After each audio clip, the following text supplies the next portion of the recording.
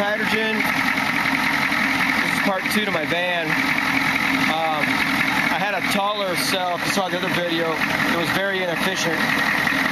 This is my new cell design, 21 plates. I have a newer revision in the shop that actually the gasket is 1/16 of an inch instead of an 1/8 of an inch like I've got on these. 21 plate, 2 positives, 3 negatives. I'm running the cell right now at 24 amps starting out. That's exactly what it's running at right now, 24 amps. The efficiency of these cells is 1 liter for every 10 amps.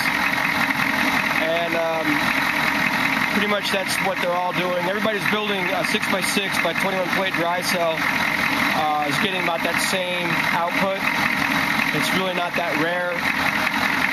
As you can see, I don't know if you can see, the hydrogen going up the tube. Look at my hands, I put some dark color behind it. There you go. That's it. Probably approximately 2 liters a minute, but it is running at pretty close to 25 amps right now. The cell is not even warm yet. But there it is. I'll let you know what kind of mileage I get. With the other cell, I was getting 25 miles per gallon in this big honking 4-wheel drive van. And that was approximately 3 liters a minute.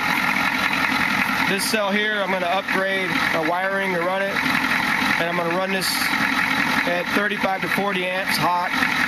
If I can do it and get a Chevy alternator put on here along with my regular Ford alternator, I'll be running 2 alternators, and I'll run another battery. I'll probably put the other battery right here, a small motorcycle or battery or something small. I would like to jack this cell up to about 60 to 70 amps.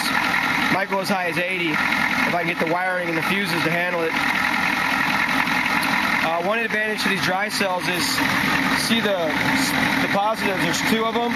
I can actually run 2 relays and 2 fuses separate on this cell. Split the amp load in half. Instead of running this thing 80 amps and trying to find 1 relay to do it, I may run it 2 60 amp relays, run 2 40 amp loads onto this thing, 80 amps total. Matter of fact, there's a truck coming tomorrow that we're going to do that exact experiment on his. We're going to split the cell and run it 60 amps and 2 30 amp relays. And I'll let you know how that one turns out. All right. Advanced hydrogen. I got a 6x6 dry cell on a 4-wheel drive van.